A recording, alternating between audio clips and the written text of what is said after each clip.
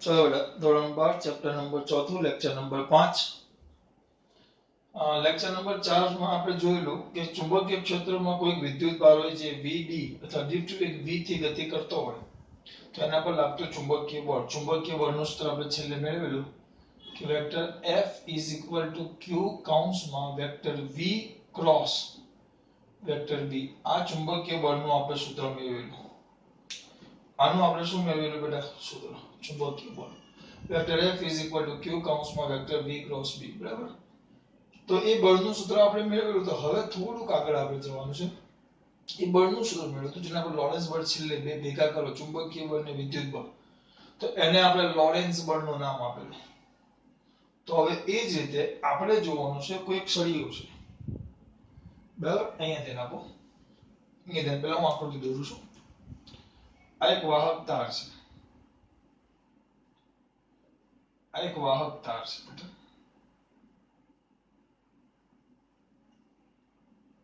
કયો તાર છે વાહક તાર અને એક મિનિટ ખાલી એક્સ વાય ઝેડ અક્ષ દોરી નાખું શું આમ છે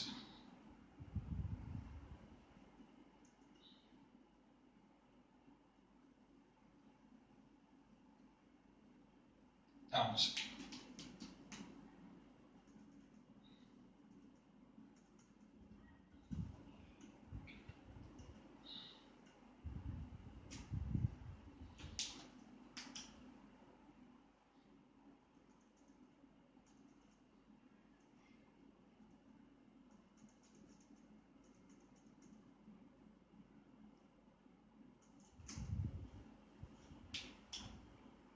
આમ છે કયો તાર છે વાહક તાર એમાં આ જે છે ને એ રીતે મૂક્યું છે કે આ ઝેડ અક્ષ છે આ જે છે એ વાય અક્ષ છે અને આ પુસ્તક છે લંબ એટલે આમ આવે બાર પણ એ તમે દર્શાવી ન શકો એટલે અહીંયા મેં લખી નાખેલી છે એક્સ અક્ષ તો શેમાં દર્શાવ્યા અનુસાર આકૃતિમાં દર્શાવ્યા મુજબ આ જે વાહક તાર છે એના આર છેદનું ક્ષેત્રફળ એ છે તારનું નામ એ લોકોએ આપેલું છે PQ PQ એ PQ તારની લંબાઈ લેન્થ કેટલી છે L એ તારની લંબાઈ કેટલી છે L બરાબર તો પહેલા આકૃતિમાં દર્શાવ્યા અનુસાર એ જેટલું આડછેદ અને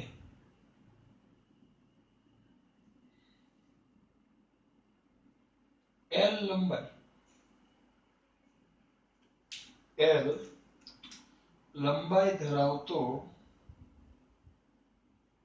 એક સુરેખ વાહક તાર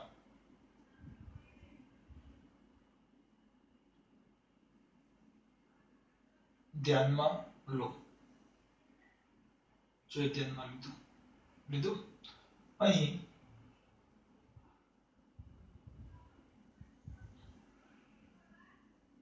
વાહક તાર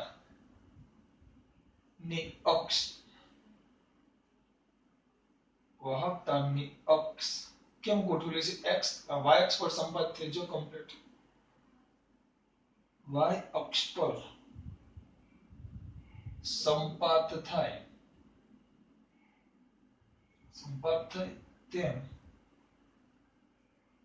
વાહક તારને ગોઠવો પેલા વર્ણન કરી નાખું છું મેં જ છે બહુ સિમ્પલ વસ્તુ છે હવે જોજો ચુંબકીય ક્ષેત્ર B છે ચુંબકીય ક્ષેત્ર B એ z અક્ષની દિશામાં છે ધ્યાન આપજો ધન z અક્ષ અહીંયા ચુંબકીય ક્ષેત્ર B કઈ દિશામાં છે ધન x z અક્ષની દિશામાં અને પ્રવાહ આમાંથી જે પ્રવાહ પસાર થયા વાહક તારમાંથી એ પ્રવાહ I આ પ્રવાહ એ કઈ દિશામાં છે y અક્ષ દિશામાં ચુંબકીય ક્ષેત્ર B ક્યાં છે ધન z અક્ષની દિશામાં તે લખશું કે અહીં શું લખશું બેટા વાહક તારમાંથી પસાર થતો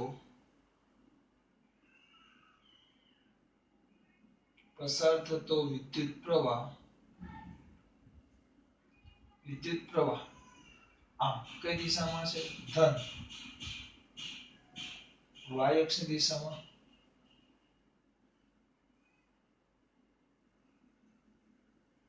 ધન y અક્ષની દિશામાં છે, જ્યારે y અક્ષની દિશામાં છે. અલગ અલગ જ મુદ્દા લખો. તેમજ ચુંબકીય ક્ષેત્ર B ધન ચુંબકીય ક્ષેત્ર B એ ધન આ B એ ધન કઈ દિશા આપણે z અક્ષની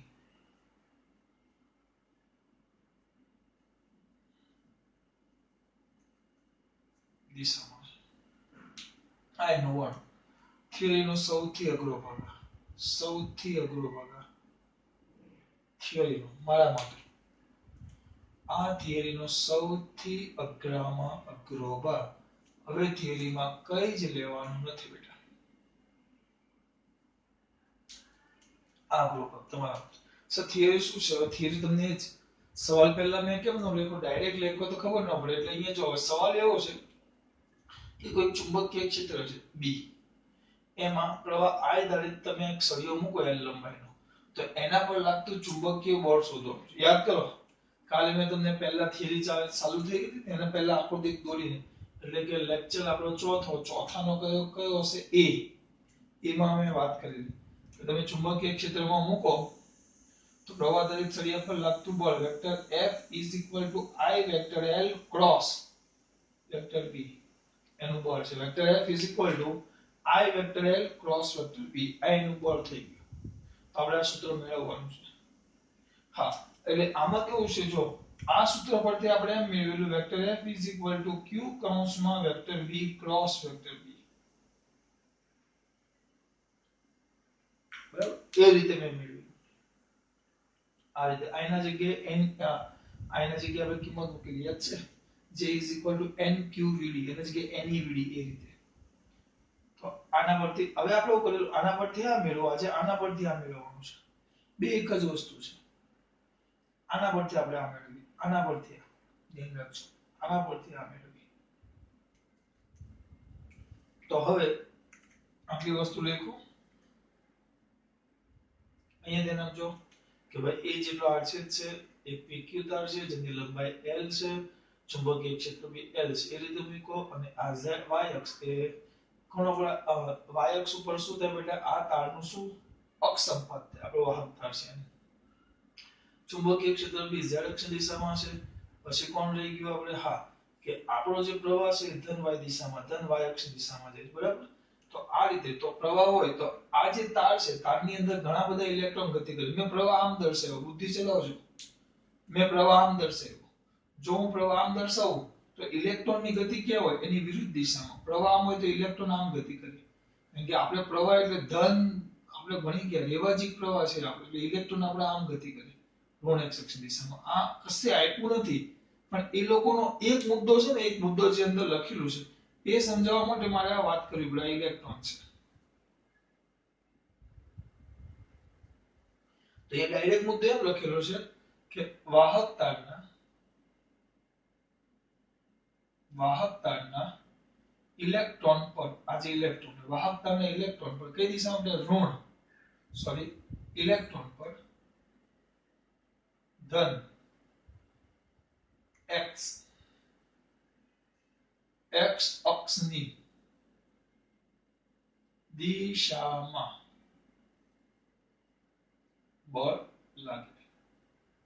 આ કેમ થાય? ઇલેક્ટ્રોન પર ધન x અક્ષની દિશામાં બળ કેમ લાગે? હવે એ લોકોએ બળ લાગે છે તો વાહક તારના એક ઇલેક્ટ્રોન પર લાગતું બળ નાનું લઈ લીધું. વેક્ટર F E સૂત્ર કયું આવે, F Q કૌંસમાં vector V cross vector B. V એ ડ્રિફ્ટ વેગ છે. ચલો વાહક તારમાંથી પસાર થતો પ્રવાહ ધન y અક્ષની દિશામાં છે તેમ. ચલો અહીંયા લખશું મીડિયેટ. આ E આવ્યો, આ કોણ આવ્યો E શું કરશો મારે તમને કેમ સમજાવું આપણું સૂત્ર આવું છે અહીંયા બળનું સૂત્ર સાઈડમાં લખો F is equal to Q કૌંસમાં vector V cross vector B આ આપણું ઓરિજિનલ સૂત્ર છે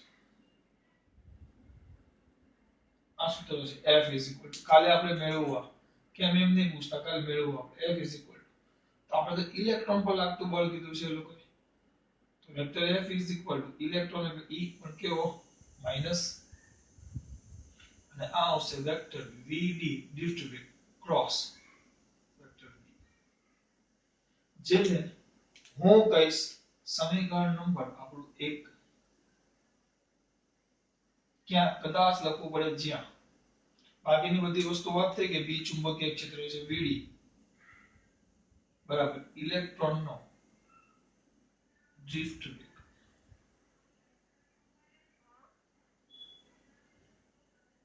ઇલેક્ટ્રોનનો ડ્રિફ્ટ વેગ યાદ રાખજો VD સર એ વાત બરાબર ચલો આ તો આપણે ધર્યું કે ભાઈ પસાર થતો પ્રવાહ ધન y અક્ષ દિશામાં ચુંબકીય ક્ષેત્ર ધન z અક્ષ દિશામાં તો ઇલેક્ટ્રોન પર લાગતું ઇલેક્ટ્રોન પર ધન x અક્ષ દિશામાં બળ લાગે એ કેવી રીતે તમે સમજાવ્યું એ સમજાવ્યું નહીં તમે આ તો જો આ મેં ખાલી સૂત્ર લખ્યું છે બેટા આના પર ધ્યાન નહીં આપતા આ ખાલી મેં સૂત્ર લખ્યું છે આમાં સદિશ જ છે મેં I કેરેટ J કેરેટ નથી લખ્યું પણ આ કેમ ધન z અક્ષની દિશામાં સોરી ધન x અક્ષની દિશામાં છે એમાં તમને સમજાવવું પડે તો એ સમજાવ થોડું મોટું છું થોડું જો તો એ કેમ ધન x અક્ષની દિશામાં છે તો એ ક્લિયર કરીએ આપણે ક્યાં ક્લિયર કરશું વિપુલ આપણે તો અહીંયા જ લખી નાખું છું વધારવાનું આખું વધારવાનું છે વધારવાની તો એક જ મિનિટનું કામ ચલો બળનું સૂત્ર vector F is equal to E minus E VD ની કિંમત મૂકો VD ડ્રિફ્ટ વેગ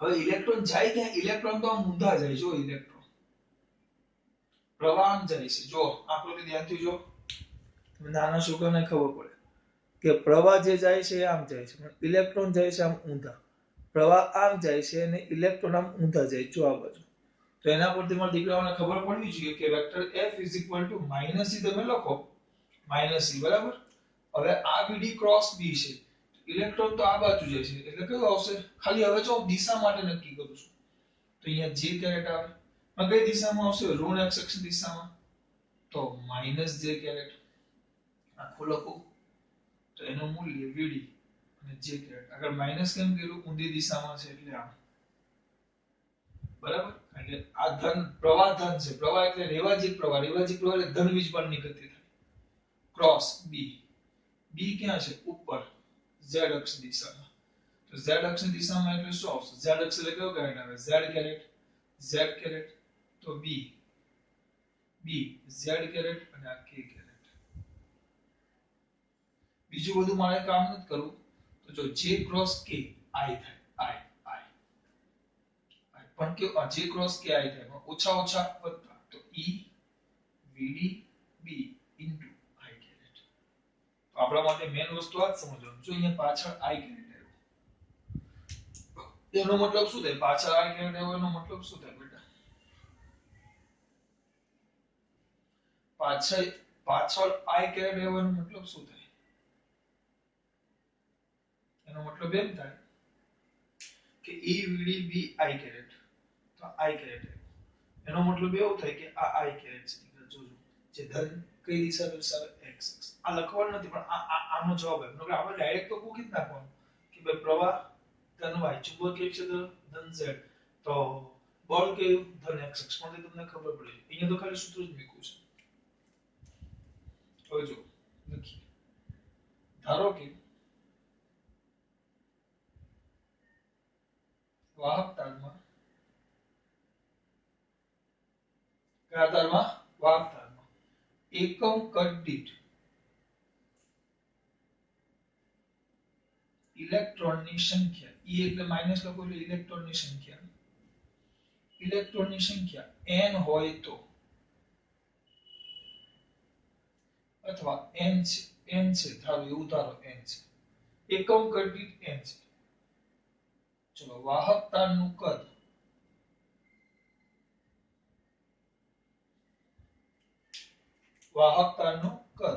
V is equal to AL કારણ કે ક્ષેત્રફળ કેટલું છે a, લંબાઈ કેટલી છે l, તો કદ કેટલું થાય v a.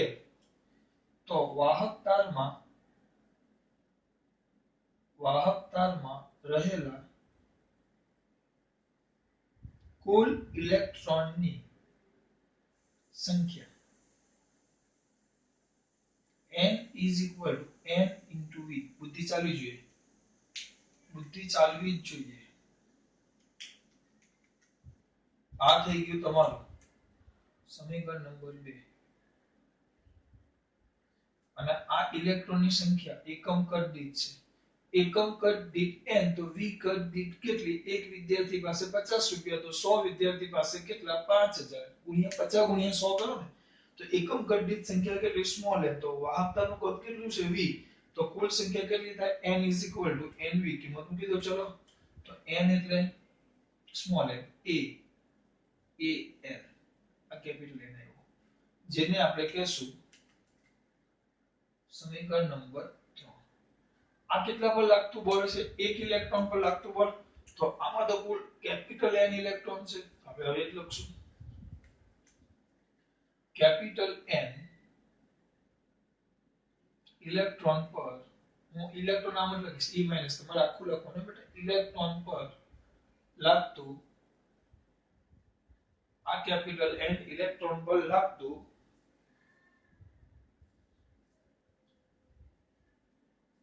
વિદ્યુત બળ. હું વિદ્યુત બળ લખું છું. વિદ્યુત બળ થોડો આવે બેટા, ચુંબકીય બળ. ચુંબકીય ક્ષેત્રમાં છે, જોઈ લેજો કે તમે વિદ્યુત બળ નો લખ્યું હોય. લાગતું બળ બળ અહીંયા બળ લખ્યું છે, આગળ લખી નાખું ચુંબકીય બળ. તો બળ ચુંબકીય બળ, હા લખવું પડે. કેમ? હવે અલગ ઇન્ડિકેટ કરવું પડે બેટા. પહેલો આગળનો પાઠ હતો એમાં આપણે ખાલી પહેલા બીજામાં ખાલી વિદ્યુત બળ લખતા ને ચાલતું. કેમ? કારણ કે એમાં સ્થિર સ્થિતિ હતી, એટલે સ્થિર સ્થિતિમાં માત્ર વિદ્યુત બળ જ લાગે. આમાં વિદ્યુત બળ ગતિ કરે. કાલ ભણી ગયા લોરેન્સ પ્રમાણે વિદ્યુત બળ ગતિ કરતો હોય તેના પર ચુંબકીય બળ ને વિદ્યુત બળ બંને લાગે. અત્યારે આપણે હા એ બે બળનો સરવાળો કરો તેને લોરેન્સ બળ કહેવાય. આપણે વાત કરી. હવે અત્યારે આપણે આને કયું બળ કહેશું? બેટા ચુંબકીય બળ. એટલે હું લખું છું ચુંબકીય બળ એકમ કદ સંખ્યા. તો લાગતું ચુંબકીય બળ ઇલેક્ટ્રોન પર n ઇલેક્ટ્રોન પર લાગતું કુલ ચુંબકીય બળ.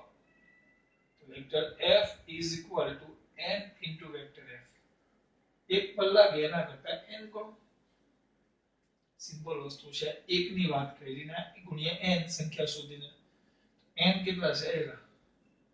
n a l n a l આગળ માઈનસ e છે કૌંસમાં vector vd cross vector b.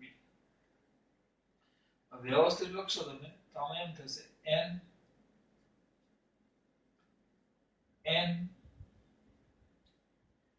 i vector l કરવાનું છે. n હું કઈક હા n a l l ને સાઈડમાં લઈ લો. e vd અહીંયા ધ્યાન આપજો vd. પણ એક કામ કરીએ,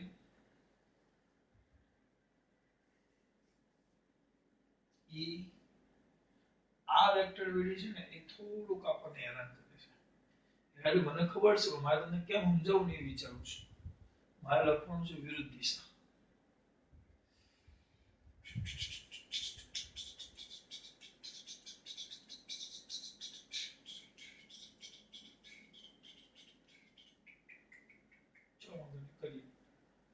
આમ થશે l vector vd cross vector b.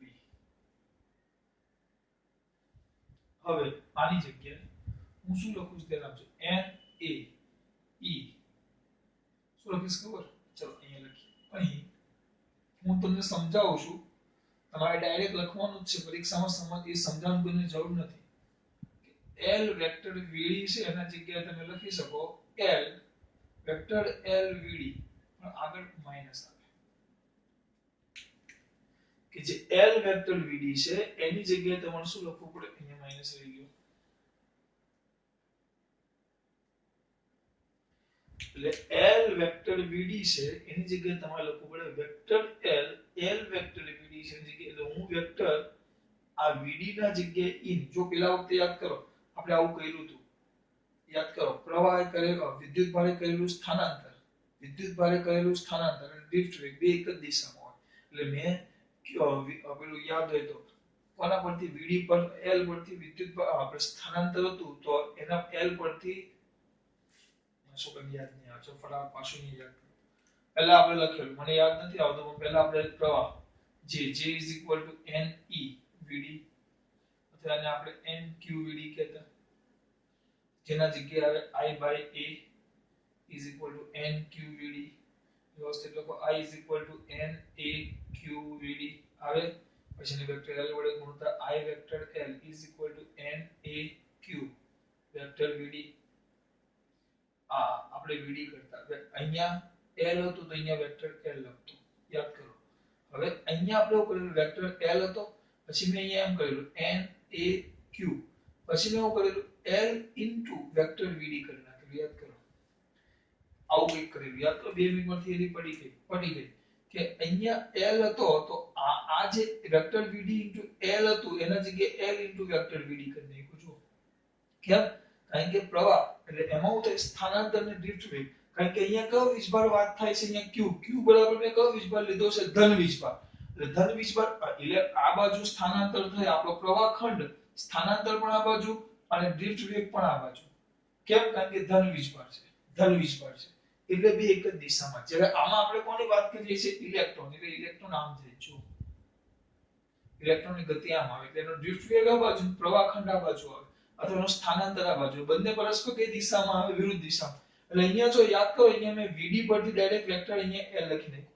કારણ કે મેં અહીંયા ધન વીજભારની ગતિ ધ્યાનમાં લીધી, જ્યારે અત્યારે આપણે કોની વાત કરીએ છીએ, ઇલેક્ટ્રોન, એટલે મારે અહીંયા શું કરવું પડે કે હું l આ સ્થાનાંતર પ્રવાહ ખંડ, મારું સ્થાનાંતર મેં આપણે I વેક્ટર dl લઈએ, આયરો જો I વેક્ટર dl પ્રવાહ ખંડ એ આ બાજુ જ આવે, જે બાજુ ધન વીજભાર ગતિ કરે, આમાં જો ઇલેક્ટ્રોન ગતિ કરે એટલે મેં આમ દર્શાવ્યું, જો મેં ધન વીજભાર ગતિ કરતા લીધા હોત ને તો એ આમ જાય પ્રવાહની દિશામાં, તો બેની એક જ દિશા, એટલે અહીંયા આ સ્થાનાંતર અને ડ્રિફ્ટ વેગ બે એક જ દિશામાં છે, એટલે હું ડાયરેક્ટ સદિશ બદલી શકું, નો બડી, હવે એમ વિચારો છગન અને મગન બંને આ બાજુ જાય છે, હું એમ કહું કે છગન આ બાજુ જાય છે, એના જગ્યાએ એમ કહું કે મગન આ બાજુ જાય છે, કોઈ પણ એકનું નામ આપો ચાલે કે બંને એક જ દિશામાં જાય છે, પણ આમાં કેવું થશે, પ્રવાહ બાજુ છે જેના અલગ ઊંધી બાજુ છે, એટલે અત્યારે વાત આપણે કોની વાત કરીએ છીએ, ઇલેક્ટ્રોન, એટલે ઇલેક્ટ્રોનનો ડ્રિફ્ટ વેગ અને પ્રવાહ ખંડ આપણે આમ આવશે નિયમ પ્રમાણે, જ્યારે ઇલેક્ટ્રોન ગતિ કરે છે આપણે ડ્રિફ્ટ વેગ આમ આવે, પ્રવાહ ખંડ ઊંધો આવે, એટલે બે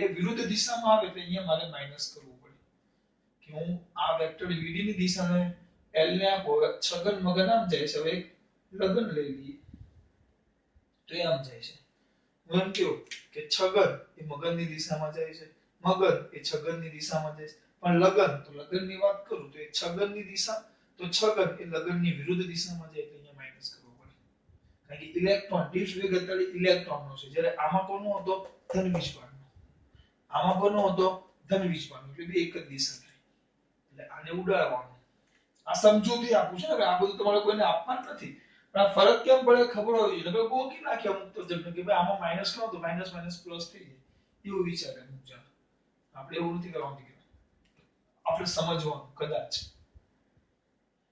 તો vector f is equal to શું આવશે, આની જગ્યાએ કિંમત મૂકો તો માઈનસ n a e કૌંસમાં minus vector l vd cross vector d, આ કેમ આવ્યું, પ્રવાહ ખંડ આ બાજુ આવશે I dl, I vector dl, જ્યારે ઇલેક્ટ્રોન આમ ગતિ કરે વિરુદ્ધ દિશામાં આવે, એટલે હું સદિશ vd ના પરથી l ઉપર લાવું એટલે ઊંધી દિશા થઈ જાય, બંનેની દિશા ઊંધી છે એટલે માઈનસ કરવું એટલે ઓછા ઓછા વધતા, તો n a e vd, n a e vd કૌંસમાં vector l cross vector b, આ તો I થઈ ગયું, તો I vector l cross vector b છે, તમારું બોલ થઈ ગયું પૂરું, આ તમારું સમીકરણ નંબર 3, ક્યાં, જ્યાં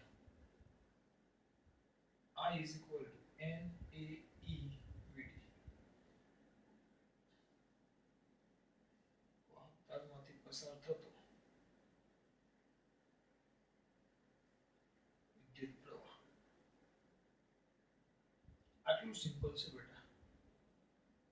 આમાં ક્યાં કઈ અઘરું છે? જો થિયરી પૂરી એટલે આ શું આવે? સવાલ તો સર તમે લખો નથી. સવાલ એટલે નથી લખ્યો કારણ કે હવે તમને આ ક્લિયર થાય. સવાલ લખો તો સવાલમાં શું આવશે? થોડું પૂછી નાખો એટલે અહીંયા સવાલ આવી જાય તમારો. ચુંબકીય ક્ષેત્ર B ઉપર છે અને આ z અક્ષ છે.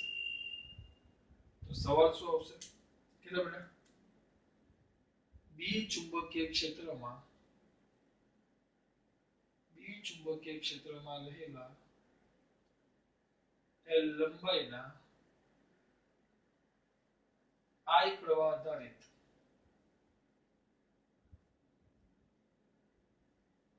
તાર પર લાગતું ચુંબકીય બળ શોધો. બે થિયરીના સૂત્રો બહુ અગત્યના છે અને દાખલા બહુ બધા આવશે. લાગતું ચુંબકીય બળ શોધો. બહુ મસ્ત થિયરી છે. Vector F I vector L cross સાબિત થઈ ગયું. જો હવે ધ્યાન રાખજો. બે સૂત્ર આપણે અત્યાર સુધી બહુ મસ્ત પડ્યા. એક પહેલું બાયો સાવર્ટ પડ્યા. બહુ મસ્ત સૂત્ર. એ યાદ જ હોવું જોઈએ ગમે ત્યારે. જીનીટ માટે બહુ જ કામ છે. બીજું સૂત્ર L લંબાઈનો ચુંબકીય ક્ષેત્રમાં L લંબાઈનો સળિયો હોય. સળિયો. આ સળિયો છે. ચુંબકીય ક્ષેત્રમાં આમ જ રહેશે. ખરેખર ચુંબકીય ક્ષેત્ર આમ થઈ જો. આમ આખું દોરો આકૃતિ. આમ ચુંબકીય ક્ષેત્ર થાય કે આવા ચુંબકીય ક્ષેત્રમાં L લંબાઈનો સળિયો છે અને એમાંથી I પ્રવાહ પસાર થાય છે. તો એના પર લાગતું બળ શું આવે યાદ રાખવાનું? F. હા, ચુંબકીય બળ. Vector F I vector L cross vector B. આ ક્રોસ છે એટલે ક્રમ બદલી શકો નહીં. I vector L cross vector B. આ ક્રોસ તમે બદલી શકો. ક્રોસ છે એટલે તમે I vector L cross vector B લખવું પડે. B વેક્ટર ક્રોસ ઊંધું ન લખાય. આ ભૂલ ન થવી જોઈએ બેટા, ધ્યાન રાખજો. આવી ગયું. હા, એમ કીધું હોય કે ચુંબકીય ક્ષેત્રમાં કોઈ વિદ્યુતભાર q ગતિ કરે છે v થી v વેગથી. તેના પર લાગતું બળ F q કૌંસમાં vector vd cross vector b અથવા vector v cross vector b. પર v યાદ રાખવાનું ડિફ્ટ વેગ છે. તમે વેક્ટર vd લખો કે વેક્ટર v લખો એના સાથે કોઈ સંબંધ નથી. આવી વસ્તુ ભૂલાવી ન જ જોઈએ કોઈ પણ હિસાબે. બે ખરેખર બે એક જ વસ્તુ છે. હવે બે અલગ સ્વરૂપ છે. જો તાર ઉપરનું બળ કે તો I vector L cross B પર વિદ્યુત બળનું બળ કીધું q કૌંસમાં vector vd cross vector b ચુંબકીય બળ. ચકલા પડી. આના પણ હવે ખાસ કિસ્સા જોઈ લઈએ આપણે. ખાસ વાત. જય શ્રી કૃષ્ણ.